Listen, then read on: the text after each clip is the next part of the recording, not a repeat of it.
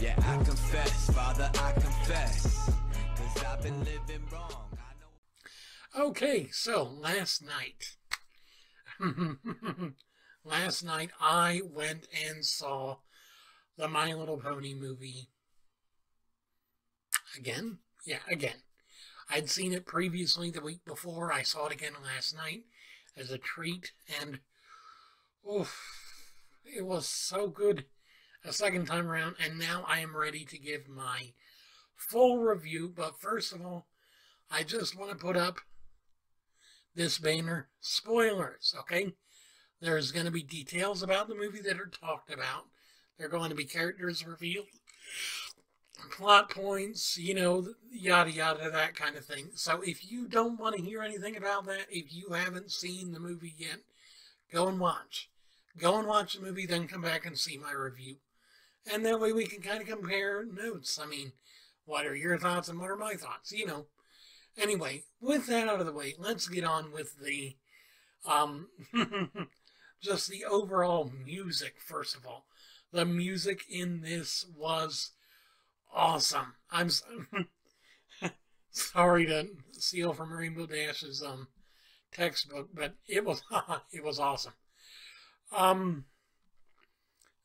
Really great original songs. The opening song, We Got the Beat, which was basically just a ponified version of the Go-Go's music. That I wasn't really fond. I don't know. I wasn't too thrilled about. It was good, but it wasn't anything to write home about. But the rest of the music, just awesome. And the background ponies. Oh my God, the background ponies. I tell you what, we've seen so many new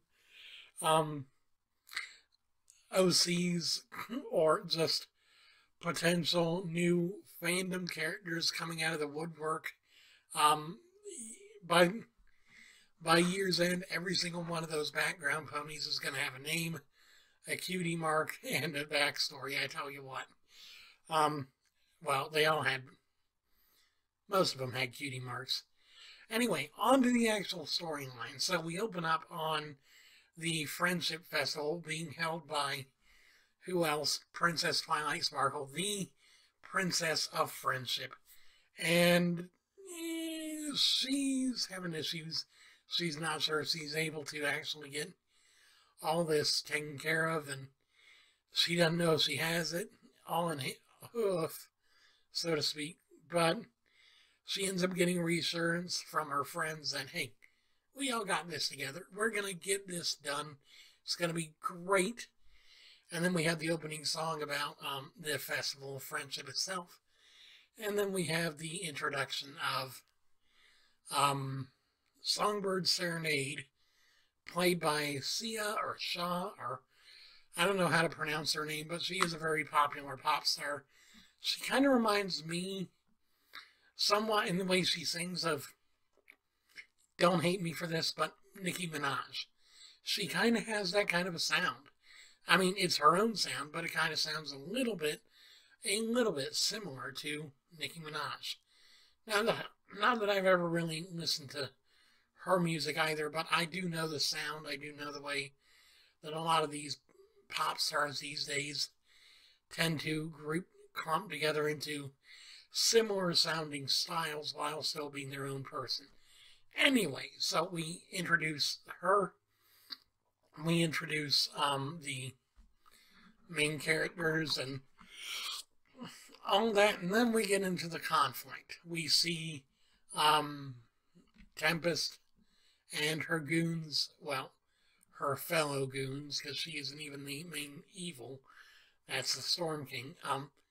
We see her and the Storm King's crew coming in with this really weird dark cloud effect. I don't know if it's part of the way the ship is or if Tempest herself was doing it. I don't know. But she proceeds to say, hey, I'm going to steal your magic. And she manages to freeze 3 of the 4 princesses in crystal. And I have to say, really? We're going the crystals route again? Come on. We did this with Sombra. What? Is the Storm King I don't know.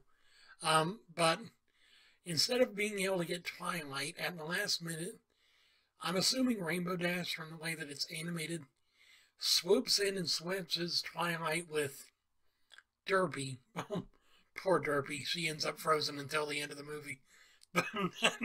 But so Derpy ends up frozen. The main six get away, although they end up having to blast a bridge in order to get away. But during the battle, Celestia mentions something about Hippo something or other, and so they go off trying to look for the Queen of the Hippos, because that's what they all assumed it was. And they end up coming to this town out in the middle of the desert with characters that bring up my first gripe about the movie, because these characters and the characters from the ship, from the Storm King's crew, are anthropomorphic, and this is breaking all the rules about the established world of My Little Pony, at least for G4, and that is, they were never going to go for fully anthropomorphic characters. They really never, from what I understood, from what the show's style was going for, they never really wanted to go that route. Yes, we get close with characters like Spike and Discord and the Diamond Dogs and even Gilda, because even she has hands, but they're all still more feral in design than they are anthropomorphic, so it works within the guidelines of the universe. But these characters break all the rules, especially one of the characters named Capper, what looks like a streetwise kind of thief, debonair kind of person, who's an anthropomorphic cat. And we'd already established previously that cats do not speak and are not intelligent or sentient. Unless, of course, we are kind of going outside of the lands of Equestria a bit. It may be that the Crystal Empire and, many of the places we've seen in the show are still more centralized to the ecosystem of Equestria, so that way they're more animal in design. They are anthropomorphic still, and the lands beyond aren't. I don't know. But that's one of the major gripes I had, was just, why do this? I know it's not necessarily established canon within the actual series, because unless we see someone like Grubber or Capper or Solano or even Tempest herself ending up in the show, then for all we know, this is, for all intents and purposes, up in the air and not really even canon. Although we were hoping for years for that with Equestria Girls, and, well, I'm not going to be talking about that because that's spoilers. Okay, well, this is actually spoiler territory, so, needless to say, the Season 7 finale kind of confirms that, the Equestria Girls universe, at least as far as the Sirens, is canon. Yeah, so, awesome, but not so awesome. I don't know. So anyway, back on track. They get into this desert city, and they meet Capper, and he promises to get them to where they're going. And evidently he's run into some hard times. He's owing a lot of debts to this other guy, and so he plans to sell the ponies to cover his debt. And so we see Capper and the gang in his place, hanging around, hanging about, trying to find answers. And Rarity, being the generous pony she is, shows a bit of kindness to Capper by fixing up and sprucing up his jacket that he wears. And Capper begins to have a little bit of a change of heart. He, however, doesn't change soon enough, because just as they've figured out that it's the hippogriffs, not the hippos, that they were looking for, they end up being discovered by the guy that he was going to be selling them to, and they have to run. Not to mention, Tempest by this time is already caught up and is ready to freeze Twilight and take her back. So they get away on this airship that's basically a shipping dirigible for the Storm King and everyone in the Stormlands, I guess. I don't know. I don't know what to call it. It's just, it is.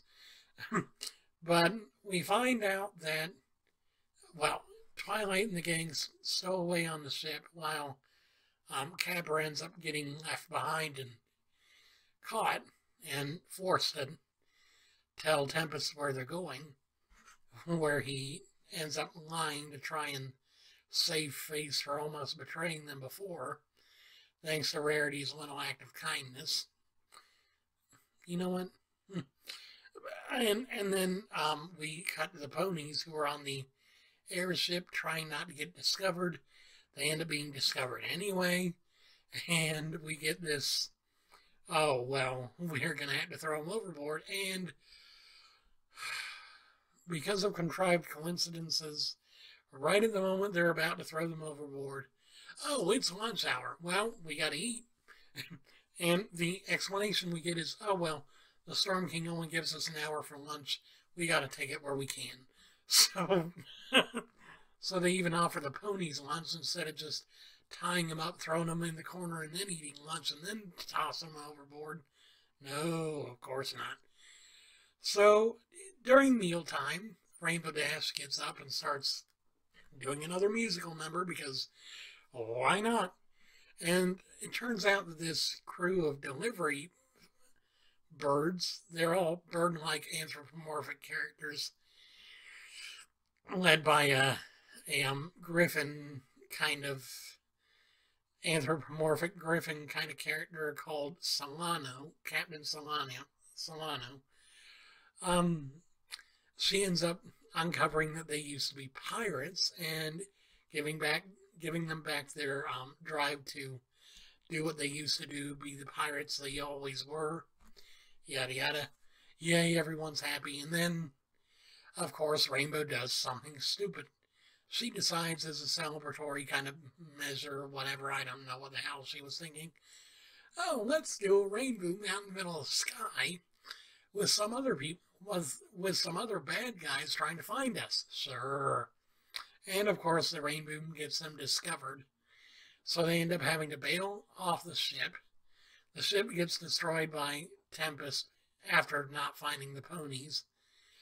And they end up, Twilight and the gang end up being able to finally make it to,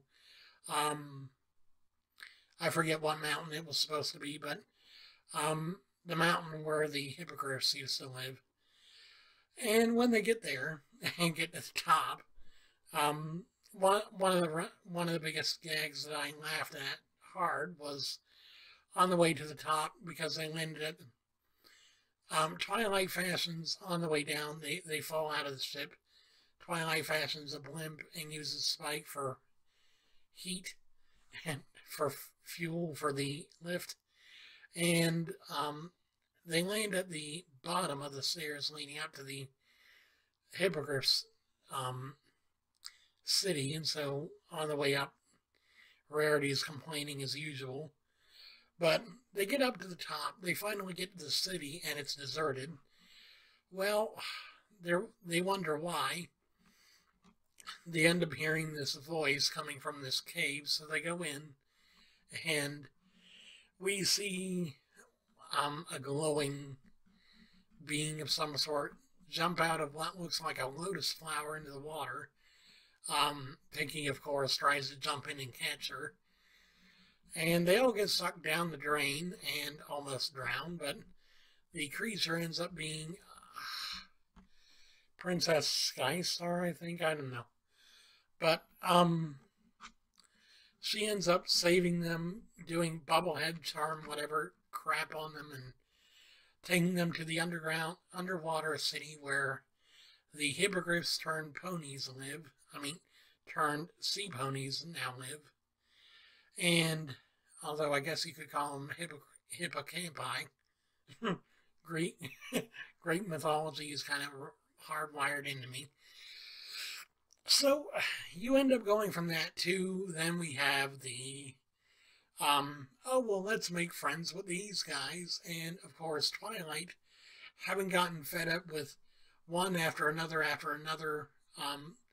character betraying them because of their own ends and means, finally tries to take matters into her own hooves. And, okay, the reason why the hippogriffs are now the hippocampi are this ancient magic artifact of theirs transformed them into the shape they are now. And so while Pinky and the gang are showing all the sea ponies what the benefits are of friendship, Twilight tries to steal the magical artifact. Of course, she gets caught. They all get thrown out, and then Twilight, forgetting all of her lessons in friendship, forgetting everything that she ever learned from Celestia or from her friends, says, well, I would have been able to save Equestria by now if it weren't for you, basically. And, yeah. Ends up having a real bad falling out with her friends. And then ends up kidnapped by Tempest. We have this backstory where Tempest was a young filly with her friends.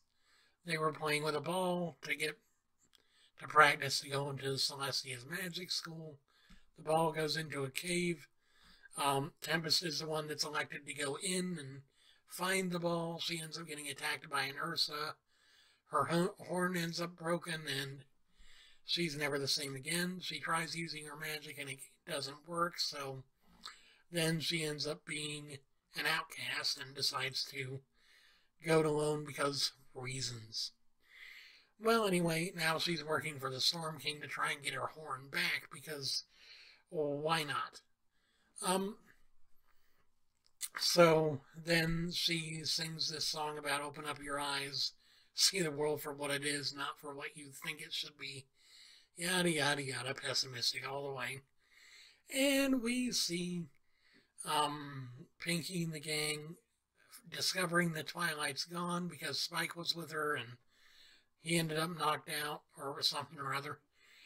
And so then we get this montage of, oh, well, by the way, you made friends. Capper's back, the pirate crew back. Princess Skystar ends up transforming into a hippogriff again and going to the rescue with them all. And so they end up getting back to Canterlot somehow.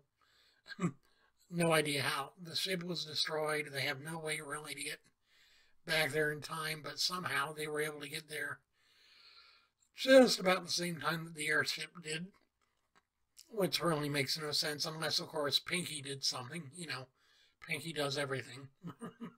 So we end up having the old, oh, well, there's a delivery for you routine with everyone hiding in the cake except for the main six who are pulling the carriage, and then Capper, who's acting as the delivery guy.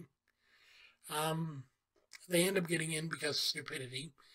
And Grubber, being the food-loving guy he is, goes up and tries to take a taste of the icing, and of course, the trap is sprung.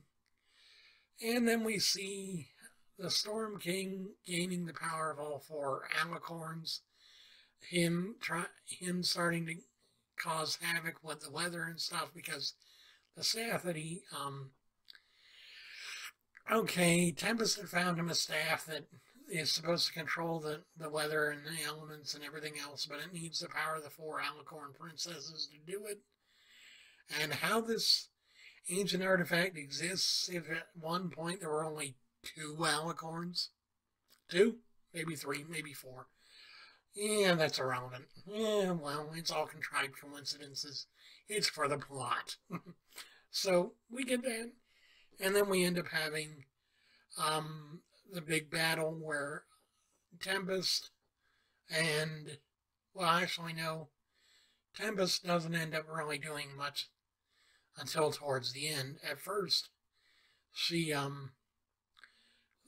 is just sitting on sidelines as the Storm King is doing his thing. And then Tempest ends up trying to, well, okay. Nah. Okay.